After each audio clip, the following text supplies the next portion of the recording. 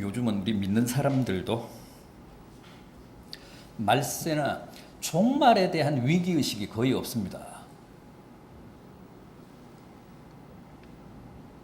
오랜 세월 말세다, 종말이다 그래 왔기 때문에 이제는 타성해졌고 내성이 생겨서 아무리 말세다 종말이라 그래봐야 별다른 감흥을 못 느낍니다. 거기에는 시한부 종말론자들도 한몫을 했습니다. 그동안 주님 재림을 여러 번 예언을 했었잖아요. 그런데 그게 다 불발로 끝나지 않았습니까? 그래서 요즘은 종말에 관한 얘기를 해봐야 꿈쩍도 하지 않습니다. 다들 종말 불감증입니다. 그런데 이건 결코 바람직한 현상이 아니라는 겁니다. 종말이라는 주제에 지나치게 집착하면서 열광적인 종말론자가 되는 것도 위험하지만은 그것도 경계해야 되지만은 또 너무 무심해서 종말에 대한 아무런 관심도 대비도 하지 않는 자세도 잘못된 겁니다. 대단히 신앙적으로는 무책임한 겁니다. 더구나 지금은 뭐로 보나 그야말로 말세지 말이잖아요. 말세 중에서도 말세입니다. 종말 중에서도 종말입니다.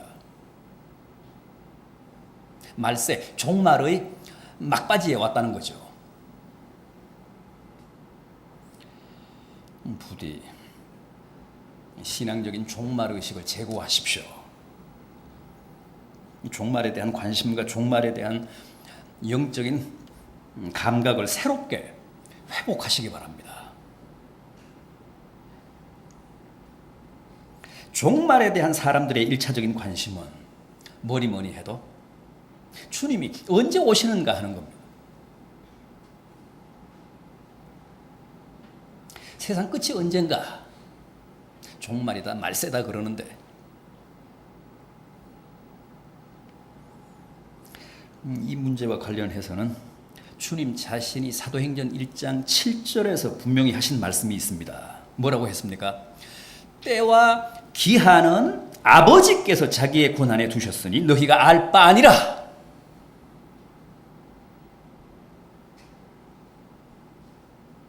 종말이 언제 올 것인가는 전적으로 하나님의 권한에 속한 비밀이라는 겁니다.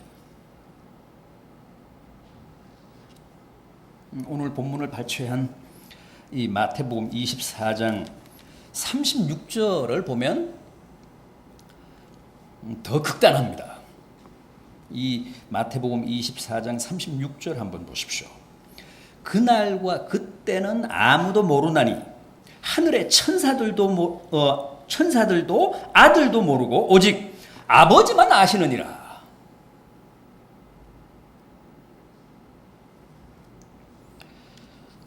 천사는 모른다고 하더라도 설마 아들까지 주님까지 모르시기야 하겠습니까마는 그럼에도 이렇게 말씀하시는 것은 구체적인 재림의 시점이야말로 그만큼 철저한 보안 사항이라는 겁니다.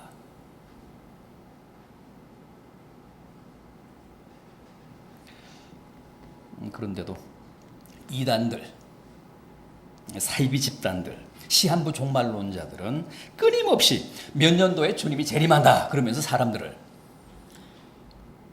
미혹하고 있습니다. 그 이유가 뭡니까?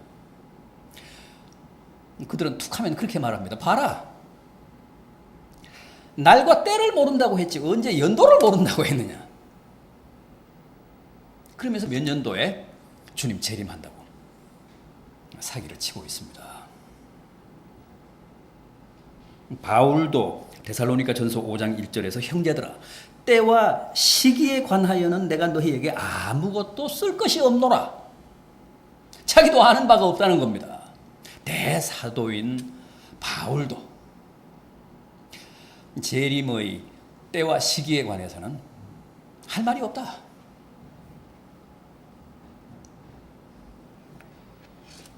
그렇습니다.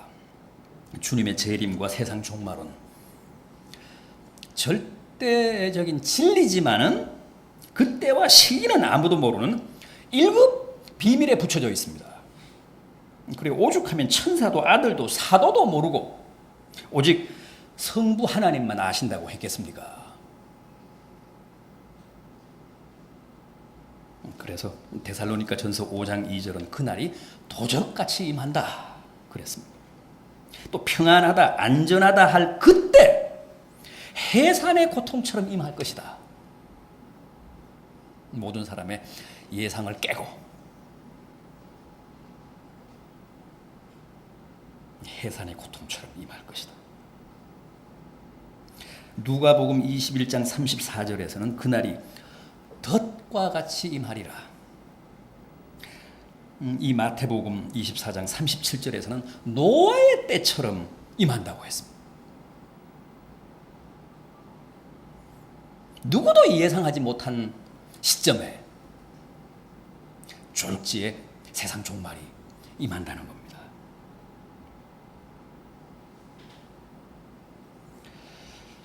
자, 그렇다면 주님의 재림과 세상 종말이 왜 이렇게 철저한 비밀에 붙여져 있고 또 특별한 보안 사항으로 관리되고 있는 겁니까? 왜 세상 종말이 비밀에 붙여져 있습니까? 우리로 하여금 늘 깨어있게 하기 위해서입니다. 주님이 언제 오셔도 떳떳이 맞을 수 있도록 늘 준비된 자세로 살아가게 하기 위해서입니다.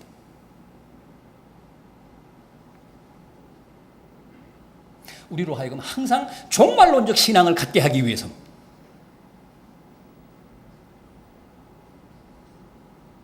우리가 언제나 집단속, 문단속에 신경 쓰는 이유가 뭡니까? 밤손님은 예고가 없기 때문입니다. 만약 도둑이 언제 온다는 사실을 알면 그때만 깨어 있으면 되잖아요. 그때만 정신 차리고 지키고 있으면 되잖아요. 그러나 언제 올지 모르기 때문에 늘 대비해야 하는 겁니다. 마찬가지입니다. 주님은 우리가 모든 긴장을 다 풀고 무장을 해제하고 안일하게 나태하게 살기를 원하시지 않고 늘 깨어 근신하며 필요한 만큼 긴장하며 살기를 원하시기 때문에 그날을 공개하시지 않습니다. 언제 내가 재림한다 그러면 평소에는 개판치다가 그때 가서 이제 정신 차릴 거 아닙니까?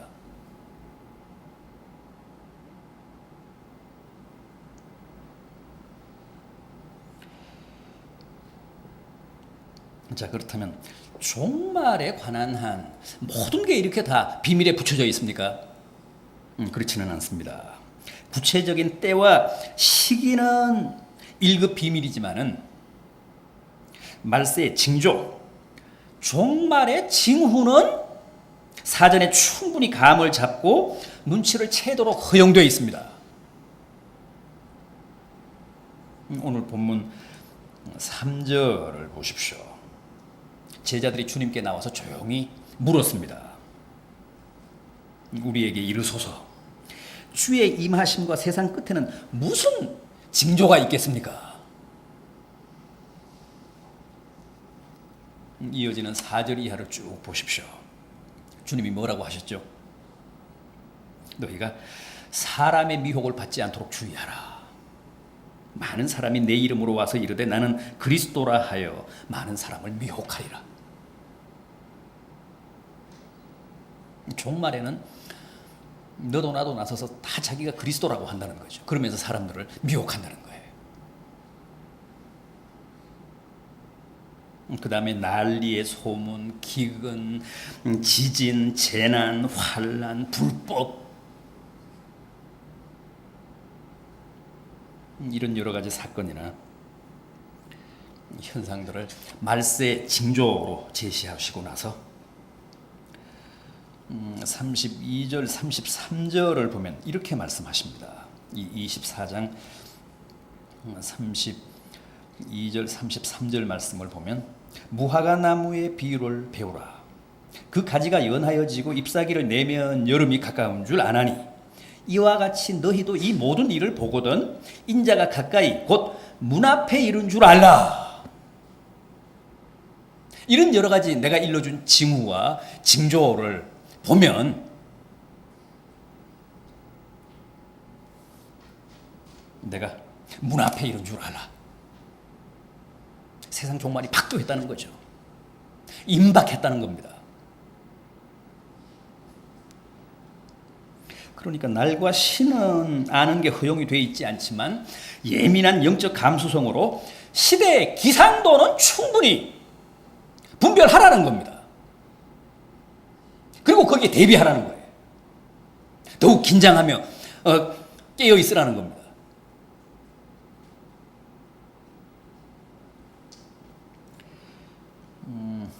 48절 이하, 48절 하반절 이하를 쭉 보십시오. 이 마태복음 24장 48절 하반절 이하. 영성이 어두워 시대의 징조를 제대로 읽지 못하고 주인이 더디 오리라 하여 동료들을 때리며 술 친구들과 더불어 먹고 마시면 생각하지 않은 날 알지 못하는 시각에 그 종의 주인이 이르러 엄히 때리고 외식하는 자가 받는 벌에 처하리니 거기서 슬피 울며 이를 갈리라.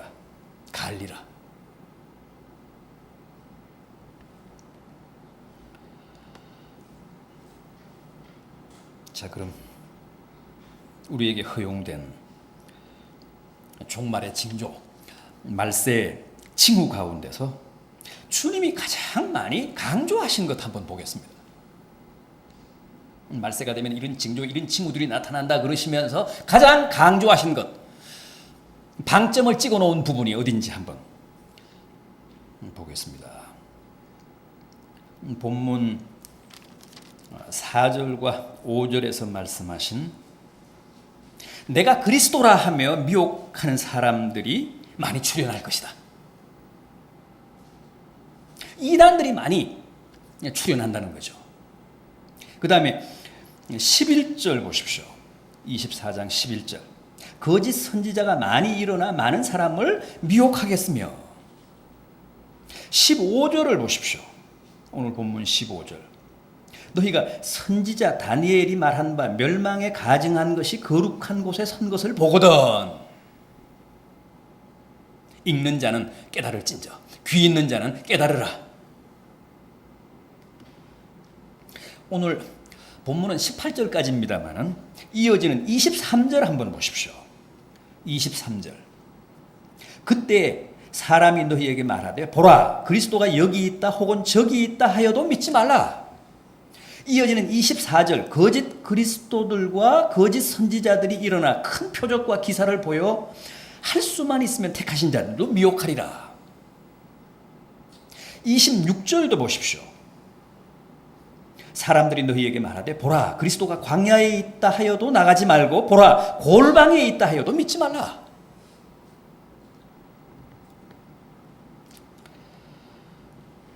주님이 말씀하신 말세의 징조, 종말의 뚜렷한 징후 가운데서 가장 많이 언급하신 게 역시 적그리스도, 이단 사이비에 관한 말씀입니다.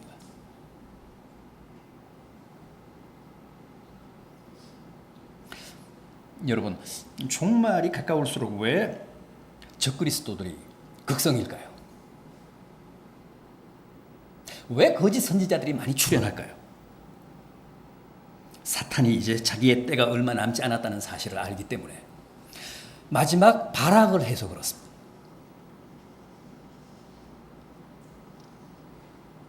모든 자원을 다 동원해서 집중적으로 세상을 어지럽히고 사람들을 미혹하고 믿는 자들을 흔들고 교란시키는 겁니다.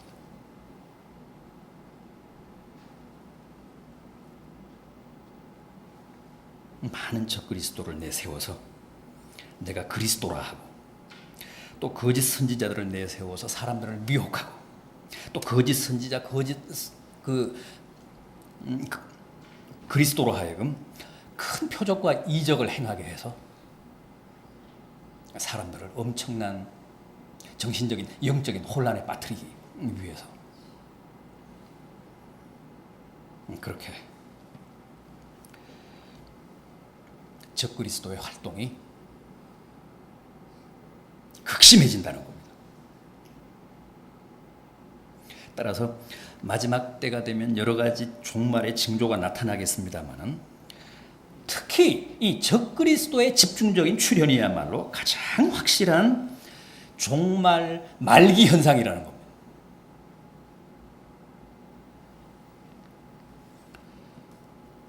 다시 한번 본문 15절을 보십시오. 마태복음 24장 15절. 그러므로 너희가 선지자 다니엘이 말한 바 멸망에 가증한 것이 거룩한 곳에 선 것을 보거든.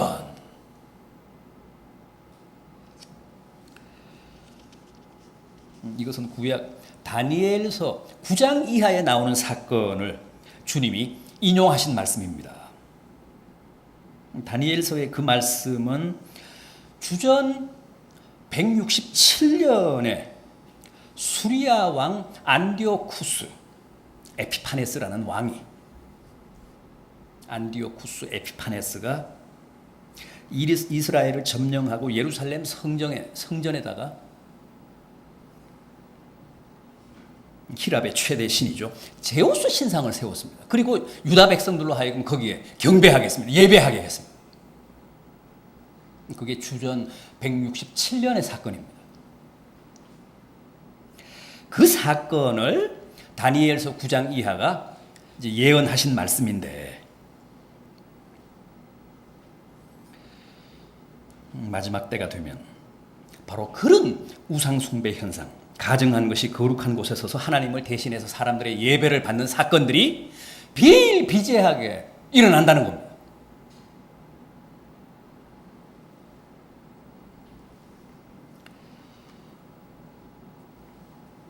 이제 그런 현상을 보면 그때가 곧 말세지 말이라는 사실을 너희가 인식하라는 겁니다. 가증한 것이 거룩한 곳에 서서 사람들의 예배를 가로채는 사건, 아주 극단한 우상숭배 현상, 이게 이제 마지막 때 나타날 거라는 거예요.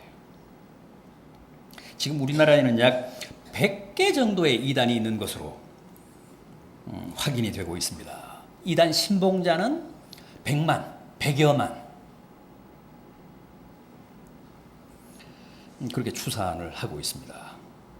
그런데 다른 나라에서 외부에서 수입된 이단 말고 우리나라에서 자생적으로 생긴 이단 50여 개 가운데서 40개 이상이 지난 1990년대 이후에 생겼다고 합니다. 그러니까 대개 우리나라의 그 이단들은 신흥 종교입니다. 최근에 생긴 것들입니다. 50개 가운데서 40개 이상이라 그러니까 갈수록 이단들이 더 많이 생긴다는 뜻이죠. 거의 최근에 집중되어 있습니다. 이 사실이 무엇을 뜻하는지 15절 말씀처럼 귀 있는 자들은 깨달아야 합니다. 세상 종말이 그야말로 이제는 비상한 단계에 이르렀다는 거죠. 정말 카운트다운에 돌입했다고 생각을 해야 합니다. 그 정도의 위기의식을 우리가 다 가지고 있어요.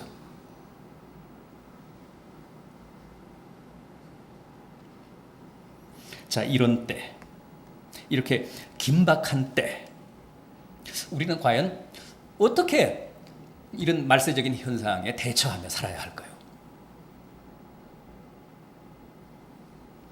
어떤 자세로 신앙생활을 해야 할까요? 오늘 본문을 통해 주님이 우리에게 당부하신 게 뭡니까?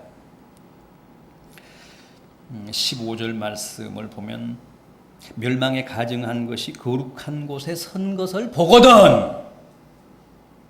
그 시점이 말세지 말이니까 이렇게 살아라 그러시면서 이어지는 16절 이하를 통해 주님이 몇 가지 당부하시는 게 있습니다. 첫째 뭡니까? 유대에 있는 자들은 산으로 도망할지어다. 유대에 있는 자들은 산으로 도망하라. 이게 무슨 뜻이라고요? 유대 지방의 산은 어떤 산이 있습니까? 유대 지방의 유일한 산, 시온산이죠. 시온산은 어떤 산입니까? 시온산 꼭대기에 예루살렘 성을 건설했잖아요. 예루살렘 성에 있는 산. 예루살렘 성에는 성전이 있잖아요. 예루살렘 성전.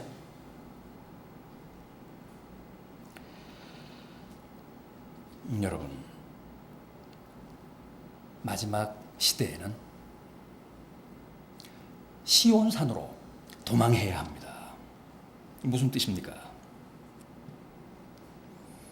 멸망에 가증한 것들이 거룩한 곳을 차지하고 서서 하나님께 드릴 예배를 가로채는 종말 말기 시대에는 마치 환란 때 도피성으로 도망하듯이 그렇게 시온산으로, 성산으로, 성전으로 피해서 성전 중심의 삶을 살라는 겁니다. 요즘으로 말하면 교회 중심의 생활을 보다 철저하게 하라는 겁니다.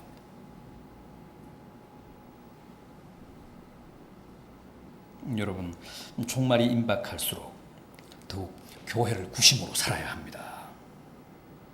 마지막 시대, 이 종말의 시대에 우리가 이 땅에서 피할 수 있는 곳은 오직 시온산뿐입니다.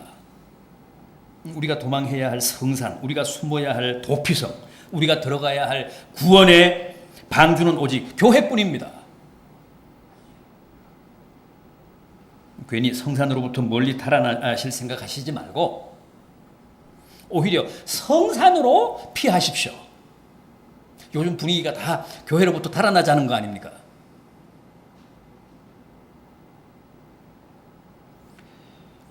그런 분위기에 휩쓸리지 마십시오.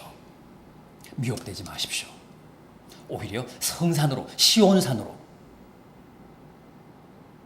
성전으로, 교회로 도피하십시오. 그래서 교회를 중심으로 사십시오. 제가 늘 그러지 않습니까? 아무리 좁고 갑갑하고 냄새나고 시끄럽고 환경이 쾌적하지 않아도 교회가 최후의 방주입니다. 교회가 우리의 도피성입니다. 세상은 결코 그 어디에서도 우리의 안전과 구원을 보장해 주지 못합니다. 주님이 당부하신 이 말씀 꼭 기억하십시오. 그때는 유대의 시온산으로 도망할지어다. 다음 이어지는 17절을 보십시오. 뭐라고 하셨습니까? 지붕 위에 있는 자는 집 안에 있는 물건을 가지러 내려가지 말며. 무슨 뜻입니까? 잘 아시는 대로 유대인들의 가옥은 지붕이 평평합니다. 유대인들은 하루에 꼭 3번씩 기도하는데 원칙적으로는 예루살렘 성전에 올라가서 기도해야 합니다. 그러나 현실적으로는 다 그렇게 할 수는 없습니다. 그래서 다 지붕 위에 올라가서 기도합니다. 지붕 위에 올라가서 예루살렘 성전을 바라보며 기도합니다. 예루살렘 성전 안에서도 성전이 가장 언덕 위에 있잖아요. 가장 높은 위치에 있기 때문에 예루살렘 성 안에서는 어디서나 성전을 바라볼 수 있습니다. 그래서 다 시간 맞춰서 지붕 위에 올라가서 예루살렘 성전을 향해 하루에 3번씩 기도합니다. 사도행전 10장 9절입니다. 베드로가 기도하려고 지붕에 올라가니 시간은 제 6시더라. 이게 유대인들의 삶입니다. 생활입니다.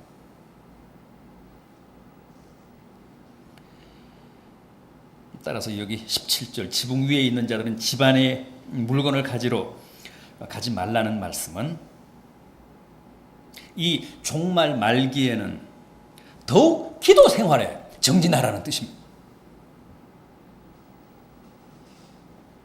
집안의 물건보다도 지붕 위의 기도에 더 관심하라는 뜻입니다. 기도처를 떠나지 말라는 당부입니다. 그러니까 교회 중심의 생활뿐 아니라 기도 중심의 생활에 더욱 힘쓰라는 당부십니다. 집안에 있는 물건을 가지러 내려가지 말라. 여러분, 우리가 기도처를 떠나고 기도 생활에 집중하지 못하는 이유가 뭘까요? 다 집안의 물건 때문이잖아요. 소유 때문에, 물질 때문에, 재산 때문에 시간과 마음을 빼앗겨서 기도할 시간도 없고 기도할 마음의 여유도 갖지 못하는 거잖아요. 그러나 지금은 비상한 말세지 말입니다. 이 종말 말기에는 기도가 소유보다 재산보다 더 소중합니다. 부디 물건과 기도를 바꾸지 마십시오. 물건을 핑계로 기도를 유보하지 마십시오. 귀 있는 자는 들으시고 또 실천하십시오. 집안의 물건이 아니라 지붕을 중심으로 기도를 중심으로 사십시오. 마지막으로 18절입니다. 밭에 있는 자는 겉옷을 가지러 뒤로 돌이키지 말지어다. 이건 또 무슨 뜻입니까? 내게 주어진 과제, 내게 주어진 사역, 내게 주어진 사명, 내게 주어진 은사, 내게 주어진 달란트에 충실하라는 겁니다. 세상적인 그 어떤 것에 대한 미련 때문에 자기가 맡은 일에 소홀해서는 안 된다는 말씀입니다. 왜 그렇습니까? 이제 심판이 박도했기 때문에 그렇습니다. 주님이 바로 문 앞까지 오셨기 때문에 그렇습니다. 따라서 주님이 내게 당부하신 사명에 최대한 집중하고 충실해야 한다는 겁니다.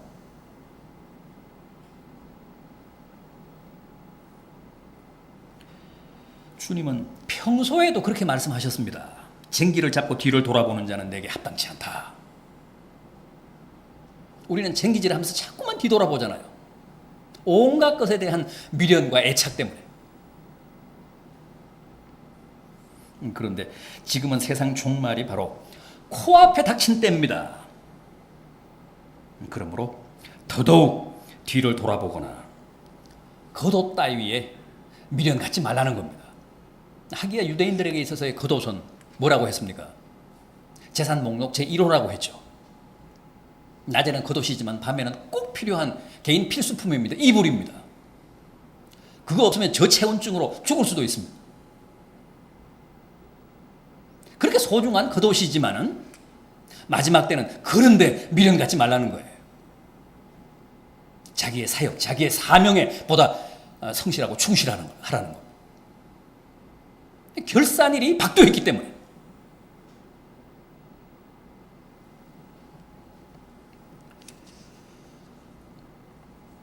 오로지 구원의 성인 소알성만 바라보고 열심히 뛰라고 했음에도 불구하고 뒤에서 불타는 금은 보화에 대한 견딜 수 없는 미련 때문에 뒤돌아보다 영원한 소금 기둥이 된 롯의 철을 기억하라고 합니다.